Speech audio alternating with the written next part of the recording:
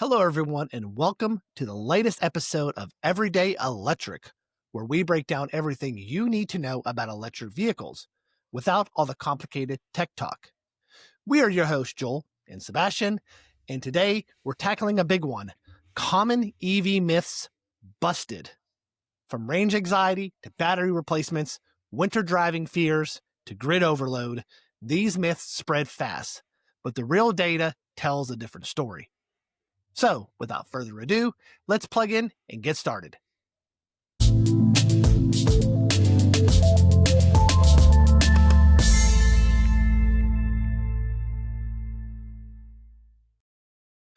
All right, so let's get started. So, Sebastian and I have been driving EVs for what? You 4 or 5 years? Me 4 or 5 years? Give or take a few? Like full electric, I'm like 2 years, 2.5. 2 years full electric? Okay, I think maybe Maybe 4 2.5. for me.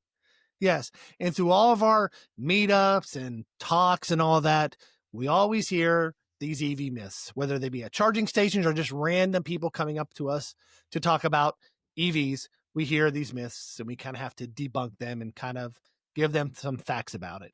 So I believe we have 6 myths that we're going to talk about today and then a bonus myth. So stay to the end so you can hear our bonus myth. So, Sebastian, why don't you start us off with myth number 1? Yeah, so this first one is one that probably won't be a surprise to EV owners hearing this, but myth number 1: EVs don't have enough range. It's a lie. All right, moving on. That's We're done. I'm kidding. See you later. We're done. See ya. Bye. Just kidding.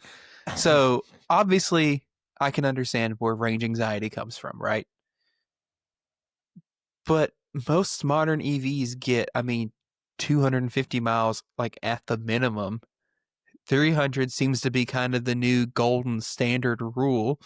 Tesla in their new Model Y, Model 3 are targeting 350 plus. And if there's models out there, if you got big enough wallets, that'll do almost 500 miles on a charge. Mm-hmm. So that's good range, but here's the real thing.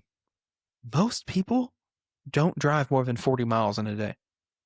And that's the statistic. The average American drives 37 miles per day. Now, obviously, there's people that do more. There's people that do less. It's an average, of course.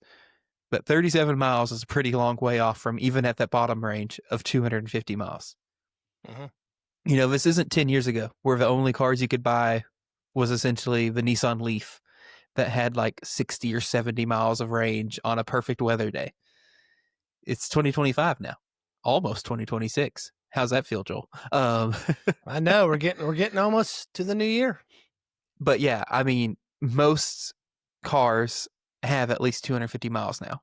And you charge your car overnight when you drive an electric vehicle usually, which means every morning you wake up with a, quote, full tank. Or maybe just almost a full tank, an 80% tank. So you're always at that 250 mile range, or 300 mile range, or 350, every morning when you leave. So there's no need to be anxious on your daily commute or whatever. And and for road trips, there's still some, I can see where the logic comes in there, but really, and we've talked about this some on our last episode that we did, the DC fast charging game is rapidly improving in the US. We have thousands of units out there now. There's more and more coming on. There seems to be a new renowned focus on reliability and just putting fast chargers everywhere. Through whether it be through NEVI funding or private investment or a coalition of automakers in the case of like IONNA. And we're really seeing this big push for really good, reliable charging that's ubiquitous. And charge times aren't that crazy anymore either. Most EVs are now in that 10 to 80 range and they're close to 30 minutes. This isn't we're not talking 2017 Chevy Bolts here, where 10 to 80 was an hour if you're lucky, an hour and 15, At the worst, 30 minutes probably now.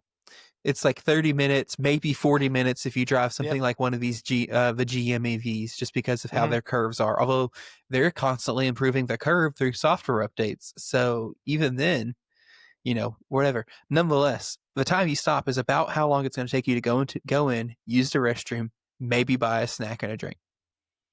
True. or if you're like me and you have a 2-year-old and you're, or not 2-year-old, golly, she's 3. You have a 3-year-old and you're going in, she's got to use the restroom. You've got to use the restroom. She wants a snack. She wants to stretch her legs. She wants to play. Like, the car is going to be waiting on you usually. Mhm.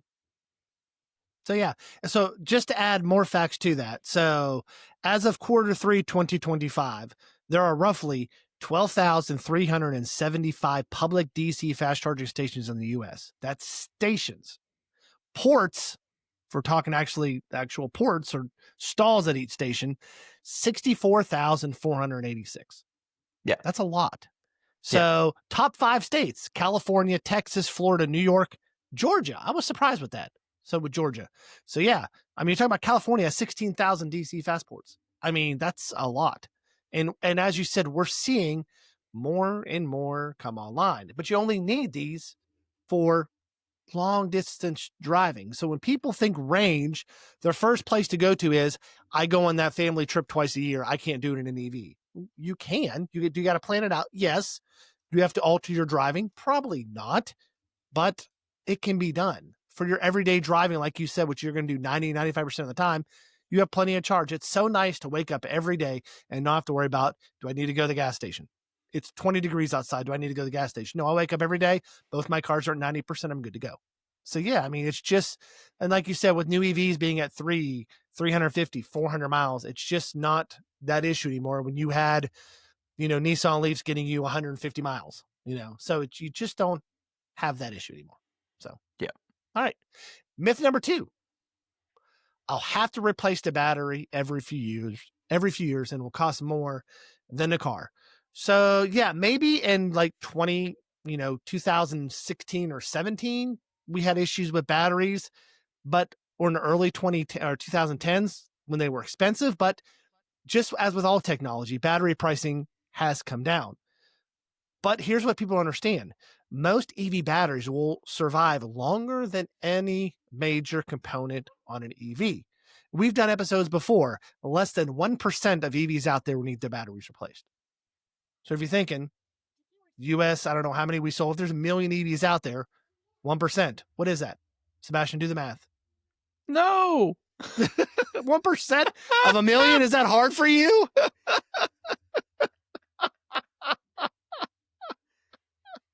So yeah, so you all do the math. So anyways, yes, they're gonna last longer than you own the EV, because most people keep a car 100, 150,000 miles. You trade it in, your battery is going to be fine. Most people don't keep cars that long. No, and I know I can already hear the comments.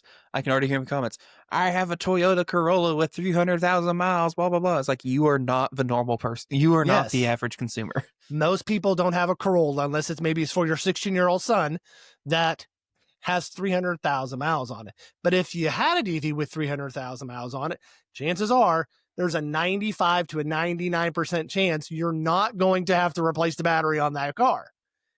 And if you do, I mean, most of these, like EV manufacturers, 8 years, 100,000 miles. Some do it more. I mean, will it happen? It may happen, just like you'd have to replace an engine. And we're starting to see a comparable now to replacing an engine and replacing an EV battery now are not that far apart from each other. They used to be wide apart from each other when replacing a battery could be $20,000, $25,000. The gap has shrunk a little. And I think battery pack prices have dropped by nearly 90% over the past decade, and they're continuing to decline. So Sebastian, just elaborate a little bit more on that, on why battery replacements are just so rare. Yeah, so actually I want to go back to your warranty comment, because I didn't know this until I started digging into this. Did you know that Rivian on the Gen 1 quad motors, the battery warranty is 8 years, 175,000 miles? So that's what, 25,000 miles a year? Basically, yeah. 25, 50. So our math is not good today, but I got that one right. So yeah, I mean, that's a lot of miles. No, that's not 25,000 miles a year. That's more than 25,000 miles a year. 8 years, 25,000 miles would be 200,000. Oh, that's right. So it's a little bit less than that. Yeah. So yeah. Yeah. But still, 175,000 miles. Anyway, it is weirdly only the Gen 1 quad motors. I wonder if they were The just worried. the dual motor large packs, which in theory is the same battery pack as the quads, is 150,000 miles. Yeah. But still, 150 is still phenomenal for a warranty I from think any manufacturer.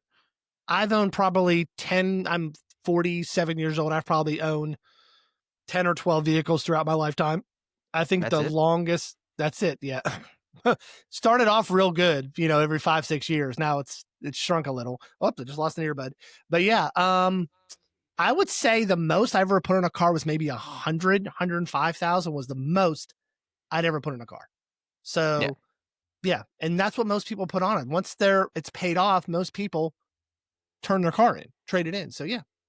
Yeah. Anyway, so going to your battery question, I can also hear in the comments now, people are seeing the Facebook post of people getting quotes from dealerships to have a battery replaced for whatever reason. Sometimes people are just asking the dealer for a price. They don't even need one, but they're just like, how much would this cost?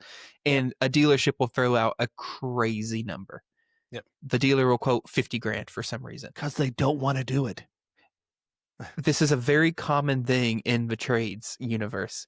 If you don't want to do a job, you give out a absolutely crazy number because worst case scenario, they say yes and you just made an insane amount of money. Best case scenario, they see your crazy number and leave you alone. Yep. Because of this, the easiest way for me to get numbers is to use Tesla. Tesla quotes on their website for a brand new battery pack for a Tesla Model Y for the larger pack, not the standard range, but the long range cars. They quote $14,000. And that is buying the pack direct from Tesla. Tesla has quoted people on repairs, refurbished packs, which have decent battery health, like, whatever, have been pulled from other cars, refurbed, and then put back, are quoting refurb packs installed with labor at around $9,000 to $10,000. If you have had to have any absolutely major work done on a gas car, especially a modern gas vehicle, $9,000 to $10,000 isn't that much money. I've seen, because I used to own a Hyundai Santa Fe, I have seen countless posts in Hyundai Santa Fe forums of them having to have engines replaced and Hyundai dealerships charging $12,000 to $20,000 to have the engine replaced. Just because. Now, that could be that they don't want to do the job pricing. I don't know. But looking at, 12 to 20 grand for this major component on a gas car, 9 to 12 grand for a major component on an EV, it's a pretty comparable. I mean, it's getting to the point, it's pretty comparable. And this is another important consideration. Just, there's a lot less parts. There are. Right? There's just a lot less to go wrong on the EV. Yeah. It's like, yes, a lot of the components are expensive. That battery's expensive. But really, the battery's your most expensive piece. Yep. Because then otherwise, it's the motors, 1 or 2 of them, maybe 4 if you have a quad motor Rivian. And then like cooling and electronics, and that's it. There's no engine, transmission, like there's no starters, there's no alternators, there's no transfer cases, there's no, like, there's all this other, there's it's just a simpler system, just by design. Just a quick Google search: traditional ICE cars, 20,000 individual parts; electric vehicles, 8,000. 60% fewer parts. You have 60% fewer parts, you got 60% chance fewer things are going to happen in that vehicle. It's just science. It's just math. And 2, we've seen over time, as people have been, buying and driving and using these, most of the time, if you have a battery pack like actual just failure, it happens within the warranty period. And this is true for most things in life. The percentage of, like, in the electronics universe, most things in the electronics universe either have issues in the first, like, say 2 months or 10 years after the warranty expires. Maybe not 10 years, but you get the gist, right? Outside of that, like, initial failure rate, suddenly they all they get into like, oh, they're reliable. Mhm. until long after they're then expected to, okay, well, if they fail, it's kind of expected, right? Um, and we were finding these, and this is honestly true of gas cars now too. Most failures are early on due to manufacturing tolerance issues or whatever else. And most of those manufacturing issues, because we build cars now to such precise measures, we don't build slop into things anymore. We engineer the hell out of everything. Most failures are noticed pretty dang quickly because they cause big issues very early. Mhm. Yeah. Totally understand. I mean, that's just the way it is. I mean, it's just, and a lot of people think once your car hits 150,000, I need a new battery. Like, oh, it's 150,000 miles, the battery's going to die, or 200,000 battery's going to die, and I need a new one. No, that's not true. I have never personally met anyone in the EV community that has needed a battery replaced, and we've Or met at a least lot of has people in the paid for a or has battery paid. replacement. You're right, has paid for a battery replacement. A lot of time it's under warranty. So Yeah. yeah. All right, Now, what's the next one? there is the other component to this, Oh, okay. degradation. Okay. Yes, that is true. So it is expected that after 150,000 miles, Mhm. 200,000 miles, whatever, your battery will have degraded. So this means the car works, but maybe it doesn't go as far as it used to. Mhm. Um, I think with Teslas, and that usually happens in the initial like first year or two. Then after that, it pretty much stops. I remember looking at yeah, my Tesla. Once I got to about 60, 70,000 miles when I was doing the kind of the battery checks on things like that, the degradation had pretty much stopped. It wasn't yeah. getting worse and So worse and worse over time. again, this kind of goes back into a lot of the failures are early on. And that kind of seems to apply, especially in Tesla's case, to degradation. Now, Mhm. this is one of those, it's very manufacturer dependent, very how they design their batteries dependent. For example, you have a 2022 EV6 with however 60 something 60,000 thousand miles, miles. 60, right at And 60. Oh, the other day when I had the OBD dongle connected to your car, it showed zero. 0.0% degradation. And yours has how much? Like I have 5%? 52,000 miles on mine, and I'm now at 0.6% degradation. Yeah. So yeah. So 0.6% of, sorry. He's doing some math, y'all. He's getting his calculator out. Don't stop him. So I have lost 1.8 miles of my EPA rated range Yeah. after So 3 years and 50 something thousand miles. yep. And we're seeing cars. I mean, we're seeing, I think, Lightning owners reporting that their vehicle shows no degradation after 100,000 miles or more. Um, so that's one of those. It's interesting to see how it develops and how it gets, again, as the tech gets better, Mhm. batteries degrade less. They need Mhm. replaced less often. They get cheaper, blah, blah, blah. Like it all factors in together. Yep. All right, let's All talk right. I about the just talked a electric lot. grid. I just talked a lot. Let's talk some more. Yes. EVs will crash the electric grid. No. Ah! Okay, The this one world's sounds ending. dramatic. Yeah. If everyone plugs in at once, the grid collapses and then we all die or something. I don't know. Yes. Famine, mass fires, the whole world ends. But in reality, and grid operators have said this, that's not the case. Mhm. EVs typically add demand gradually, right? Um, more, everyone isn't waking up tomorrow and buying an EV, or Yes. everyone isn't going to wake up tomorrow morning and suddenly have one, right?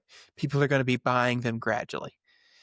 Today 10 people bought one, tomorrow 10 more people, whatever. Yep. Everyone's not doing it at the same time. So the demand is gradually increasing, which then means utilities see gradual increases in demand and then gradually increase output or production or whatever else. And most people will charge their cars overnight. When the grid's And barely being used. Yep. nighttime is when the grid is used the least. Mhm. Um, and honestly, utilities like this because it means they can smooth out their generation. They can kind of, instead of trying to plan and factor in like, oh, okay, we have to turn down, turn off plants overnight, whatever else, they can kind of keep a more consistent generation pattern. They like it. And Yep. I mean, there are also been studies that show if every car in the country was magically electric, we'd see maybe a 15 to 20% increase in electricity grid usage. Mm-hmm. Honestly, not that much, right? Nope. And again, as tech gets better and as stuff gets cooler and more awesome, bidirectional charging, man, it's coming. Yes. Vehicle to grid is coming, which means if the grid is stressed and your car supports it, your utility company can pull power from your battery to the grid to help offset demand. And then and at least in some of the early programs, they pay you for that. Mm-hmm. Yeah. And then once the demand is no longer needed, your car charges back up. It's magic. It's so Yeah. cool. And we're starting to see, battery storage in homes. We're starting to see solar.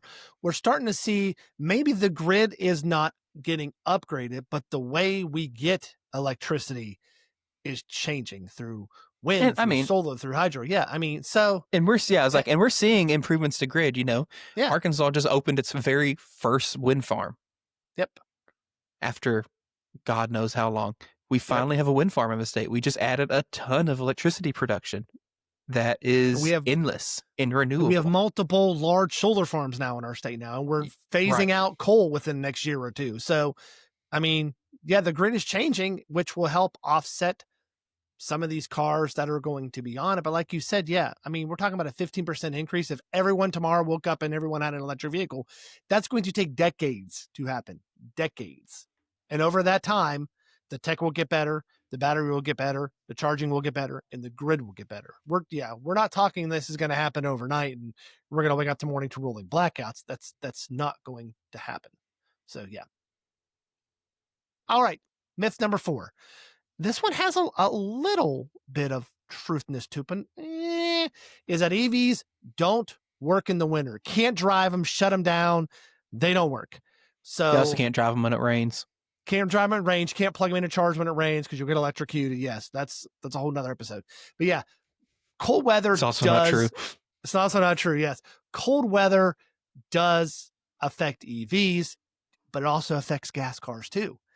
Range loss when it gets really cold outside is usually between 15 to 20%. I have noticed that on my drive in the mornings to when it was nice out, I was averaging about 3 miles per kilowatt. And now it's down to like 2.7. So the coldness and the temperature does have something to do with it, but like you said, if you're driving 40 miles a day, not going And to your see car that has much difference. 200, 300 miles of range. Yes. You're still perfectly fine. Plus, and also here's the key, is manufacturers design EVs specifically for this. They have heat pumps, which help with range. They have battery warmers. They have thermal management, which helps in the wintertime to help with that loss of energy. And unlike EVs, there's Or no unlike warming gas up. cars. Or unlike gas cars, sorry, you don't have to warm them up. You don't have to go out like I did growing up north in Pennsylvania, go out, start the car, and let it sit for 10 or 15 minutes to quote warm up for that to happen. My car is preconditioned, and I had to be set every morning to this charge and all this, and it's ready to go nice and toasty warm. The cabin heats faster.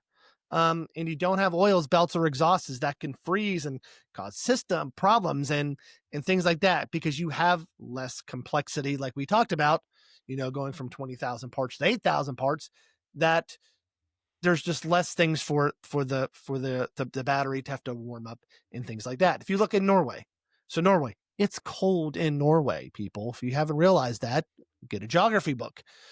Winters are harsh there. 80% of new car sales there are electric. No issues. They're good up there with their EVs in the cold. So if Norway can do it, guess what? Shouldn't be any problems here in the US, North America, having EVs in the wintertime. Yeah. Anything to add to that, Sebastian? This was a couple years ago at this point. Honestly, I'm curious. I'm going to Google and keep talking as I do it. Oh. He's Kyle multitasking. Connor did a YouTube video a few years ago where he took his 2018 Model 3 and just left it unplugged and off. And it was like below zero outside. Mm-hmm. Oh, I And then remember he this. got, I remember this. Yes. and then he just got in it. It started right up. It drove it around, and there were no issues. I think he even left Yep. it at like below 10% state of charge, if Yeah. I remember I correctly. remember that. It's like outside his house or something like that. Yep. Yeah. Uh, and the car was just fine. Mhm. Like, it didn't care. You get in, and that's like, there's no, you just get in and you just start it. There's Yep. no needing to crank longer. You need to Yep. wait to warm up your oil, wait to warm up Yep. coolant. It just works. Yep. You get in, it's Um, warm, turn the heated seats on your steering wheel, and you're good to go. trying to see. He's trying to find that video, aren't you? It was 2 years ago. I was right. Oh, It we was were in our specifically, infancy in our podcast. it was December 24th, 2022. Almost 3 Christmas years ago Eve. now. Yes. I Um, remember watching that video. Or but yeah, listening. it's Yeah. like it just works, dude. They just Yes. work. Like, I've yes, you had get no slightly issue. less range, but like it Yep. just works. Yep. Instead of getting 250, you may get 215, 220. You're still good to go. So yeah. All right. Myth number 5, Sebastian. EVs aren't actually cleaner when you include battery production. So this Dirty is a fossil popular fuels one. to make it. Yes. This is a popular one. So the idea that making the batteries wipes out any benefit of then therefore driving the car. Mhm. And really, it's just not true. Like, yes, the initial life cycle or the initial, say, CO2 generation might be higher than some other gas models due to production of that battery pack. But here's the thing. Everything after that is less. And so the longer you drive a car, the more, compared to an ICE gas car or diesel or whatever else, those will be consistently adding more and more and more and more and more and more in CO2. Meanwhile, your EV will be adding much less.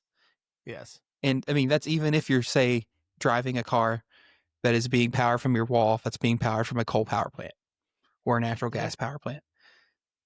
Power plants are more efficient than your ICE vehicle. So power plants are able to generate electricity off of fuel more efficiently than your car can generate motion off of the fuel. You know what I mean? Mhm. It's the same principle of how you have your little gas generator, right?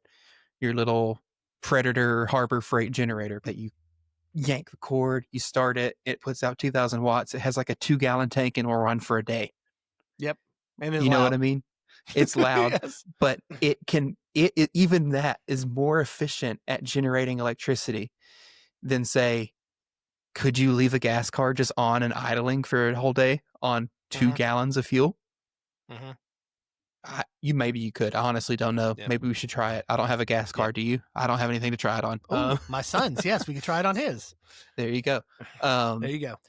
But yeah, so even if you're using coal or natural gas or whatever else to power your house, that is still more efficient than actually driving an ICE vehicle to transport yourself that same distance. And so that's kind of where it comes from. It's like, yes, some of the initial, that very first, say, year, you might be at a higher CO2 production than a comparable gas car. Although it still takes CO2 to produce a gas car too.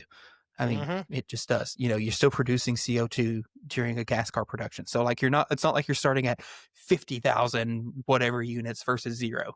You might be starting at like 50,000 versus 30,000. Yep. And then they And cross so paths. then Yep. you're going to cross paths, and then yeah, overall it's still better. It's still more environmentally friendly, even with kind of that initial hit. And as we've already said like 7 times in this video, as battery production and battery tech and EV tech in general gets better, Yep. this stuff is getting better. We're finding ways to build batteries that use less precious metals and less this and less that, that are the production of is better for the environment, which then lowers that overall footprint and lowers, etc. Yep. As battery tech improves, so do the cars. I mean, I'm thinking back to when I bought my first flat screen TV. I think it was like $2,800 for like a 45-inch flat screen TV. This one beside me was like 140 when I bought Yeah. it. It's a 45-inch. So yeah, I mean, just as technology improves, everything kind of improves. All right, myth number 6 before we get to our bonus myth. Charging is too slow and too inconvenient. So too slow charging. So if you rely on public charging only, which most EV owners do not, unless you live in a city where you don't, or you live in multi-family dwellings where you don't have charging, it's not ideal. And we always tell people that when people ask me, should I buy an EV? My first question is, can you do home charging? If the answer is usually no, I tell them then it's probably not right for you. If you can't home charge, then EVs are probably not your cup of tea, unless it's a second vehicle and you're not going to use it that much. You're only going to fast charge, once a week or something like that. Or Or you you have know charging that you at your, have somewhere, yeah. right? Or you have charging at your work that you can plug into every day. So yeah. But 80 to 90% of EV charging happens at home or at work where it's effortless. It's just like going to bed every night. And what do you do with your cell phone? You plug it in. And when you get up the next morning, you have a full charge. You don't have to worry about it. You don't refuel. You park and plug in. The car charges while you sleep. For road trips, and we talked about this, fast charging is improving rapidly. Not only the number of locations, but how fast the cars charge as well. What, 18 minutes for our EVs? Yeah. From 10 to 80? It's 18 10 to minutes? 80 in 18 minutes 10 on 8. EV6 And, Ioniq 5. and it's a couple more minutes longer for my my wife's EV9, not much, maybe 5 more minutes. But like you said, our stops are longer than that. I am 47 years old. The days of me driving 450 to 500 miles on a tank of gas, getting out for 5 minutes to fill up, go bathroom, and hop back in are over. I cannot do that anymore. Literally, the 2-hour trip to Memphis I took last week hurt my booty. Okay. So after 2 hours, my butt was hurting. I had to get out. And that's just 2-hour drive. It wasn't that far of a drive. And I didn't need to charge on the way there. So, Yeah. yeah. So, and because chargers can be added in parking lots and stores, well, we're starting to see that. And I think that's where the great expansion we need to see moving forward is kind of not the great expansion. The charging expansion needs to happen moving forward is places where you spend a lot of time, more than 2 hours, shopping malls, movie theaters, restaurants where you can get some charge while you're there. That conveniences will start growing over time. Where gas stations are static. I mean, we're not having a brand new outreach of gas stations across this country. I mean, you'll see a new one pop up here and there. Mostly they just switch name every 6 months, but for the most part, gas stations are pretty static. Yeah. So, I mean, we've come across a charger or two that's messed up and charges slow, but I've never felt like, oh my gosh, this is taking too long. I need to hurry up and go. Cause most time charging, I'm taking longer than the actual charging. Yeah. Yeah. I mean, I've already touched on it some, but I tend to have the similar thing. I'm 20 something years younger than you. But So even you remind me that all the time, don't you?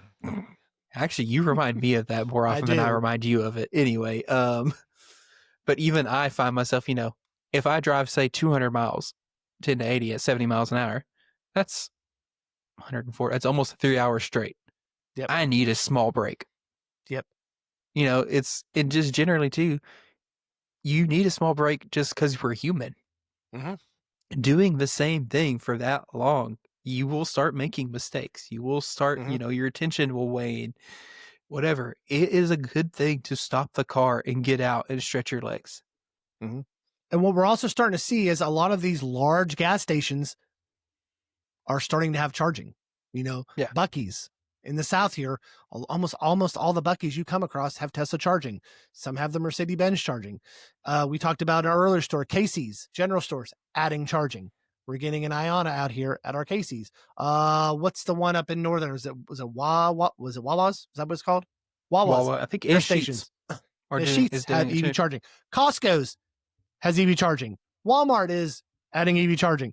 So you're starting to see all these big places, travel centers and all that, Pilot Flying J, adding EV charging. So the same place you would stop to get gas is for most likely going to be moving forward the same place you're going to stop and charge your electric vehicle. If you've ever been to a Buc-ee's, you aren't getting in and out of Buc-ee's in less than 20 minutes.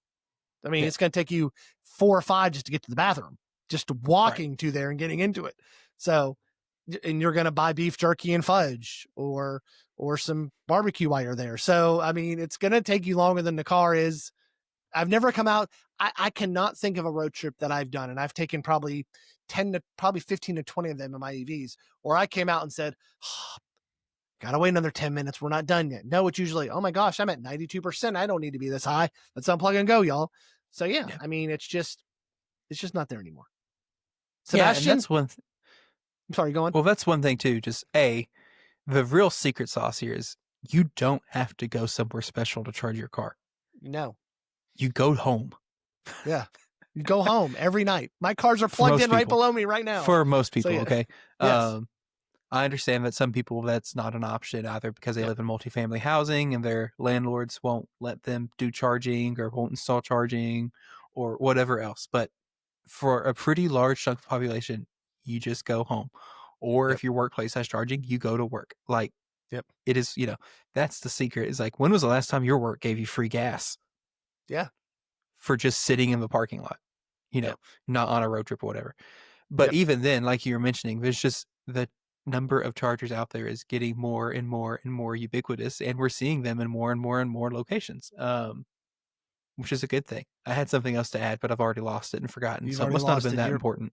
must have not been that important. All right. And finally, the bonus myth. Sebastian, what is that? Yeah, this one's fascinating to me because like I've legitimately heard this one before, and unless you've lived under a rock for the last 10 years, I don't know how you would believe this. Yes. If you've watched any of our videos, you know that this last one Not is even our not true. videos. Just Everyone, yes. anyone. Yes. Period. EVs are slow. And boring. Not slow. Not boring. So like if you've ever driven an EV or ridden an EV, you know this. Electric vehicles have instant torque. Yep. You put your foot down and they just go. There's no spinning of an engine, there's no revving, there's no shifting. They just go. Most EVs are 0 to 60s in the 5 to 6 second range. Yep. And that's talking just regular plain Jane consumer EVs. Yeah. Whereas your typical, say, economy gas vehicle, you're talking 8, 10, 12 seconds. They get my son's Model 3 down, not Model 3, Mazda 3 downstairs. Let's do a 0 to 60 in that and see how long it takes. Yeah.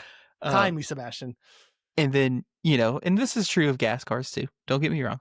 But you talk about performance cars, and you have things like Model S Plaid that'll do it in 1.9 seconds. Mm-hmm. Not slow. And that's a car that gives you that speed at a price that's usually much less than, say, a gas car that would do it in 1.9 seconds. Yeah. A Bugatti or something. Yep. So, like, they're not slow. They're slow. Usually pretty quick. And even if they're not fast, they're quick, they're snappy, they're responsive, and they're only boring to drive if you let them be. Yep.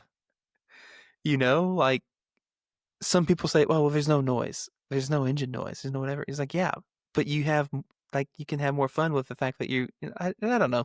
It's just, you can have more responsive handling. You got instant torque to play with. You've got you got all sorts of other fun stuff to replace the engine noise with. I don't think they're slow and boring.